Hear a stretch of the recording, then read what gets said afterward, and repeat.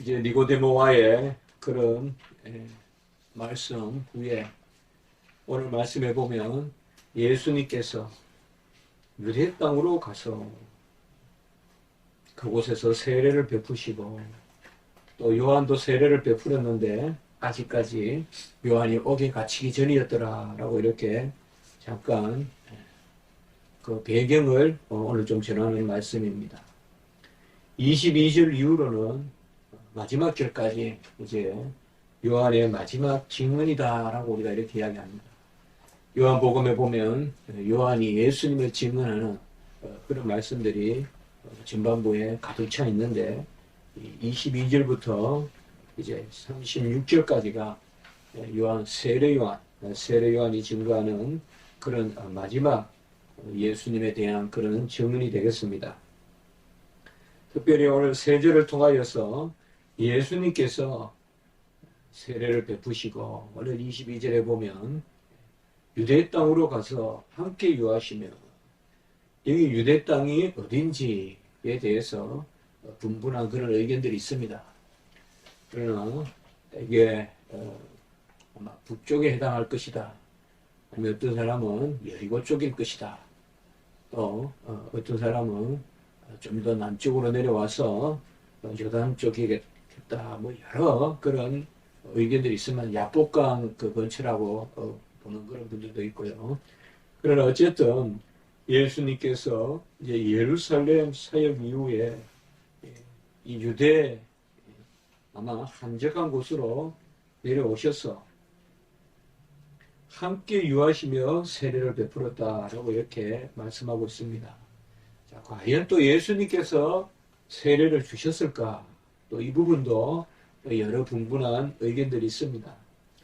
성경은 예수님께서 세례를 베푸시다라는 그런 말씀이 정확하게 22절에 나와 있지만은 4장 2절에 가보면 예수께서 친히 세례를 베푸신 것이 아니요 제자들이 베푼 것이다 라고 이렇게 말씀하고 있습니다.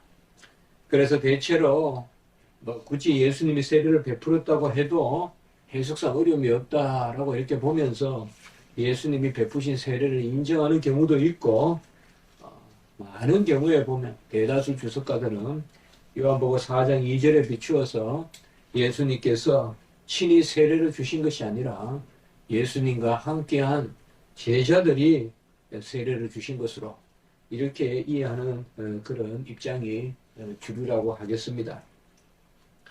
오늘 이 부분은 다른 복음서에서는 기록되어 있지 않습니다.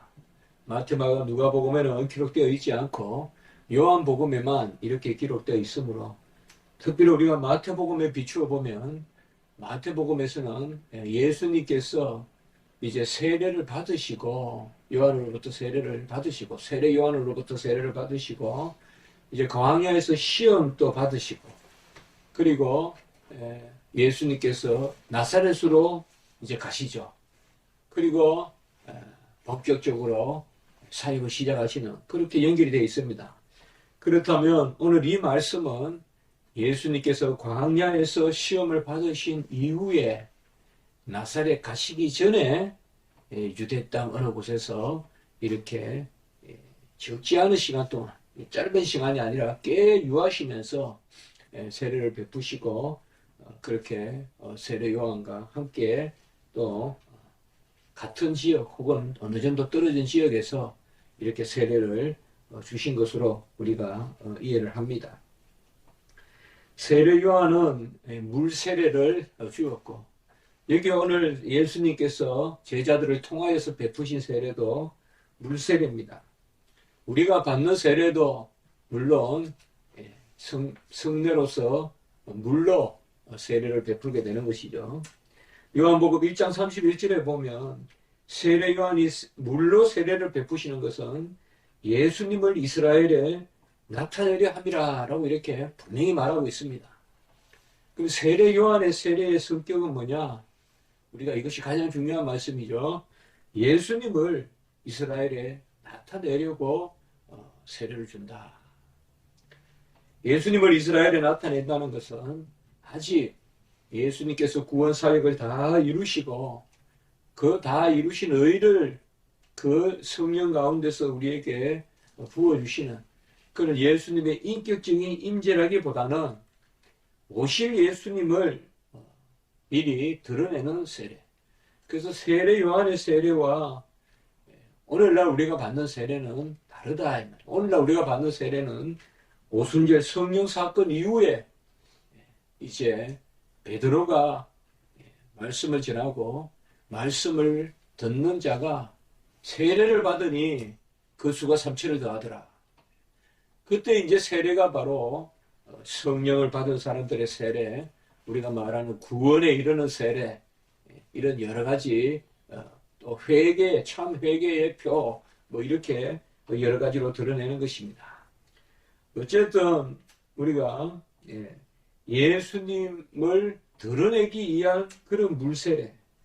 그러나 요한복음 1장 33절에 보면 오실 자가 계신데 그분 위에 성령이 임한 것을 보거든 그분이 성령으로 세례를 베푸시는 이다. 이렇게 분명히 이미 말씀하고 있습니다.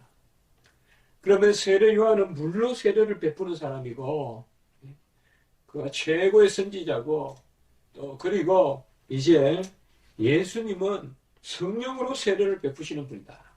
물과 성령의 역사가 나타납니다. 그래서 물은 성령의 그 세례를 예비하고 또 인치는 어떤 그런 것으로 나타납니다.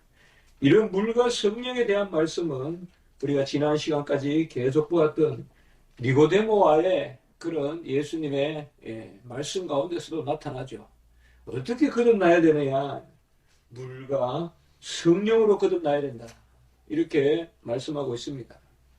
물론 니고데모에게 물과 성령으로 거듭나라는 것을 물은 씻음이요 성령은 의를 부어주시는 그런 제사함과 의의 증가의 그런 두 구원의 어떤 그런 능력 혹은 표라고도 볼 수 있겠지만 역시 여기서도 물은 성령을 표하는 그런 어떤 물세례의 그런 모습을 또 니고데모를 통하여서 알려주신 그런 부분이라고도 볼 수가 있습니다. 어쨌든 물과 성령으로 세례를 받아야 구원에 이르는데 이제 물로 먼저 세례를 주고 아직 성령 세례는 임하지 않았다 이 말입니다. 그래서 먼저 물로 세례를 주는 것 이것을 예수님께서는 그의 제자들에게도 명했다. 그러므로 세 가지가 있을 수 있어요. 우리가 뭐 굳이 따지지 않더라도 할례가 있고 오늘날 우리가 받는 세례가 있고 그 중간에 주님의 세례를 기다리는 세례가 있다. 오실 주님을 드러내는 세례가 있다. 이건 또 할례하고는 또 달라요. 그렇기 때문에 우리가 이 세 단계로 볼 수가 있어요. 그러나 이 할례와 세례 요한의 세례 그리고 여기서 나오는 예수님의 제자들이 베푸는 세례 그리고 우리가 받는 세례의 본질은 다 똑같아요. 그 본질은 뭐냐? 바로 주 안에서 거듭나는 것입니다. 주 안에서 거듭나는 것을 인치는 것이요. 그 본질은 바로 로마서 6장에 보면 예수 그리스도와 함께 죽고 예수 그리스도와 함께 사는 그런 시작을 표하는 그 시작을 인치는 그것이 바로 세례인 것입니다.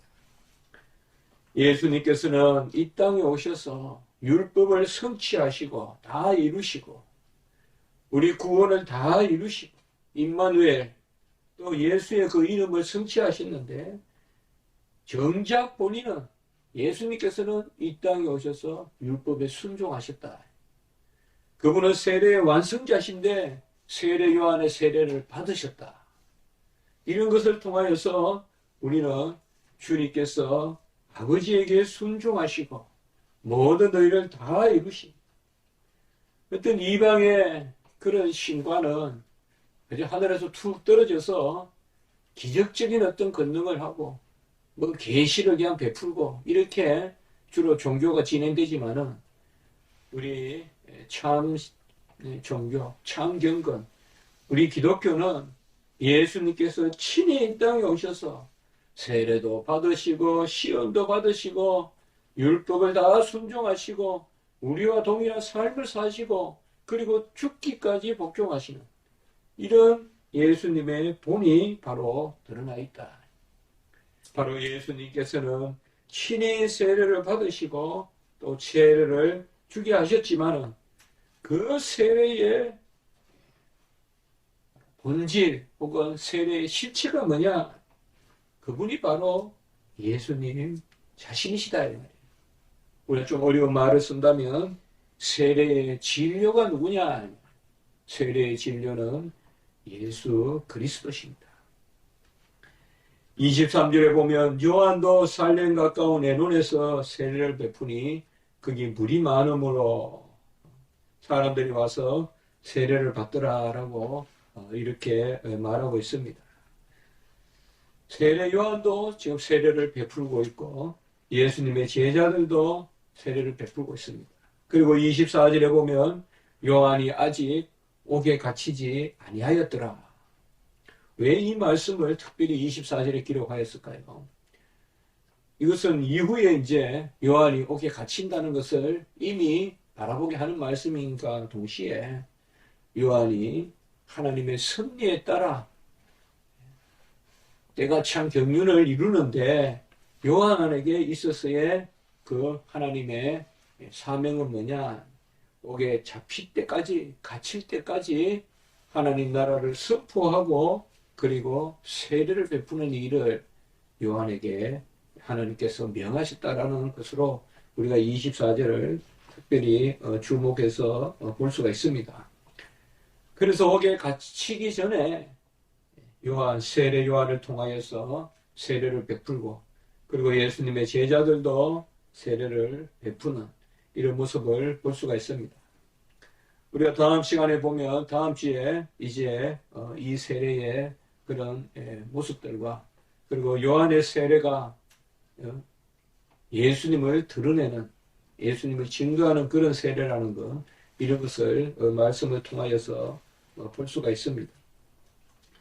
사도행전 2장 41절에 보면 오순절에 성령을 받고 제자들이 이제 세례를 베푸는 그런 모습을 또한 우리가 볼 수가 있는데 그 세례는 예수님께서 다 이루신 그 구원의 역사를 다 이루시고 그 의를 이제 인격적으로 전가해 주시는 물론 우리가 구약의 성령의 임재도 인격적입니다.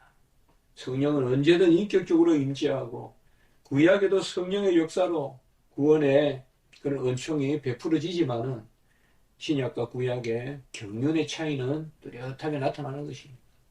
그 경륜은 신약의 경륜은 예수 그리스도께서 다 이루셨어. 합했다 이 말이에요. 로마서 6장 3절에서 5절까지 보면 그의 죽음과 합하여 세례를 받은 사람은 또한 죽으심과 함께 부활에 연합한다. 이래서 세례의 성격을 뚜렷하게 나타내주고 있습니다. 예수님의 죽으심과 합하고 그와 죽으면 그와 함께 죽으면 혹은 그 안에서 죽으면 다 같은 말이겠죠. 예수와 함께 죽고 예수 안에서 죽고 예수와 함께 죽는다 그러면 우리가 좀 교만해질 수 있겠죠. 예수도 죽고 나도 죽고 마치 동등하게 죽은 것 같이. 그러나 예수와 함께 죽는 것은 예수 안에서 죽는 것이죠. 예수 안에서 죽는 것이 예수와 함께 죽는 것이죠. 예수 따로 나 따로 죽어서 예수와 함께 죽는 것이 아니라 예수 안에서 죽는 사람들. 그리하여 예수와 함께 죽는 사람. 예수도 죽고 나도 죽었는데 예수 안에서 내가 죽은 사람들은 그 죽음은 다 부활에 이르는 죽음이다. 예수 안에서 죽는 자들은 부활에 연합한다. 우리가 어떻게 죽는가가 중요하죠. 죽는 것도 쉬운 일이 아니죠. 사는 것 못지않게 잘 죽는 것이 중요하죠. 예수 안에서 죽는 자들은 예수와 함께 부활에 연합하는 이 죽음과 다시 삶을 미리 보여주는 것, 그것이 바로 물세례입니다. 물이라는 것은 우리에게 그 자체로는 능력으로 또 새 생명을 일으키지 못하지만 물은 분명히 우리의 죄를 맑게 씻고 우리를 신부와 같이 준비시키는 그런 역사가 있습니다. 이 물이 이제는 뭐예요? 예수 그리스도의 구원의 성취로 말미암아 물과 피로 거듭나 물과 피와 성령으로 거듭난다면 이 물이 이제 뭐예요? 예수님의 피와 함께 우리 안에서 역사한다 이 말이에요. 그게 바로 십자가 사건입니다. 그러므로 갈라디아서 3장 27절에 보면 누구든지 그리스도와 합하기 위하여 세례를 받는 자는 그리스도로 옷 입었느니라 라고 이렇게 말하고 있습니다. 세례를 받았다고 해서 우리가 구원에 이르는 것은 아니지만 세례를 받음으로 그리스도로 옷 입었느니라. 이것은 그리스도의 의가 우리 안에 표로서 드러난다 이 말입니다. 분명한 예수 그리스도의 세례는 그의 죽음과 그의 다시 삶을 드러내는 것입니다. 그러면 오늘 우리가 22절에서 24절에 어떻게 보면 지나가는 그런 배경적인 말씀이라고도 볼 수 있지만 오늘 이 말씀을 통하여 우리는 어떤 신학적 의미를 찾게 됩니까? 여기에서 중요한 의미를 찾게 되는 것은 예수님께서 이제 나사렛의 본격적인 공생애를 시작하시기 전에 미리 자신의 사역을 바라보시고 이 광야에서 이 유대 땅으로 어느 외진 곳으로 가셔서 세례를 베푸심으로 말미암아 그가 이루신 일을 미리 그 한중한 곳에서 드러내셨다는 것입니다. 예수님께서 세례 요한과 함께 세례를 베푸시는 이 모습은 가장 지극한 겸손을 드러내는 것입니다. 그리고 세례 요한의 일을 인정하시는 것입니다. 그리고 세례 요한의 그 사역을 이제 예수님께서 행하시고자 하시는 그 출발선상에서 바로 이 기사가 기록되어 있는 것입니다. 하나님께서는 우리 안에 일하실 때 우리가 항상 염두에 둬야 될 것은 이미 행하신 일을 인치기도 하시지만 행할 일을 인치기도 하신다는 것을 깨달아야 됩니다. 행하신 일을 인치는 것입니다. 그 오순절 성령의 사건이에요. 그러나 행할 일을 미리 인치기도 하십니다. 이것이 바로 구원에 있어서의 어떤 미래적인 그런 우리가 묵상이 필요한 것입니다. 칼빈이 특별히 미래의 묵상을 강조했는데 그 미래의 묵상이라는 것은 주님께서 살아계셔서 되어질 일을 미리 인쳐주시는 것입니다.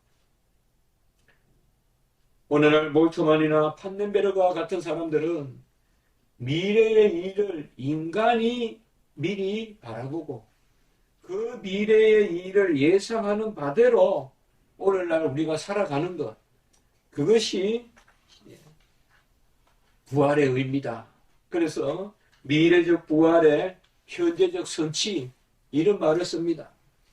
그러나 우리는 이렇게 뭔가 소망의 철학에서 나온 그런 미래에 대한 인간의 관념을 현재에 투사해서 우리가 어떤 현재는 미래의 어떤 영향권 안에 일반 역사가들로 봤을 때는 대단한 발견이라고도 볼 수 있겠죠. 그래서 소망의 철학이라거나 계속 시간이 현재로부터 미래로 흘러가는 그런 사상을 가지고 있었는데 미래가 현재의 역으로 영향을 미치는 것에 그 관심을 갖는 거죠. 그러나 우리가 그렇게 이야기할 게 없습니다. 우리는 그런 일반 역사적 관점을 갖지 않더라도 가장 고상한 성경적 가르침이 있으니 그것은 바로 주님께서 우리에게 인치시는 그 역사입니다. 주님께서는 되어진 일을 우리에게 인치십니다. 그걸 기념하라고 하십니다. 그건 분명한 기념입니다. 그러나 주님께서는 되어질 일을 미리 우리에게 분명하게 또 드러내 주십니다. 그것이 예언이요, 그것이 주님께서 이 땅에 오셨습니다. 3번 동안 순환을 예언하시고 부활도 예언하시고, 그리고 오늘 여기에 말씀해 보면 바로 세례를 베푸시는 이런 말씀을 통하여서 세례 요한의 세례와 예수님이 제자들과 함께 베푸신, 예수께서 베푸셨다고 해도 그게 틀리지는 않습니다. 그러나 신학적으로 무슨 문제가 되는 것은 아닙니다. 그러나 우리가 4장 2절에 비추어서 아까 말씀드렸듯이 제자들이 그 세례를 베풀었다, 이런 말씀을 통하여서 우리는 자상하신 우리 하나님의 역사, 미리 우리에게 놀라지 않도록 알려주시는 역사. 우리가 새 집에 이사 가서 집에 들어갈 때 집에 있는 마리아가 혼자 있으면 놀랄까봐 문을 열면 누가 들어왔나, 순간 놀래잖아요. 먼저 핸드폰으로 집 안에서, 집 앞에서 전화를 해주고 아빠 들어간다, 엄마 들어간다 하면 문을 열 때 안 놀라죠. 분명히 보면 새 집에 있으면 문을 덜컥 열면 놀라거든요. 아이는 순간 누가 왔을까 하면 순간 방으로 싹 숨는단 말이에요. 우리 주님께서는 이렇듯이 미래에 되어질 일을 미리 우리에게 빛으로 알려주십니다.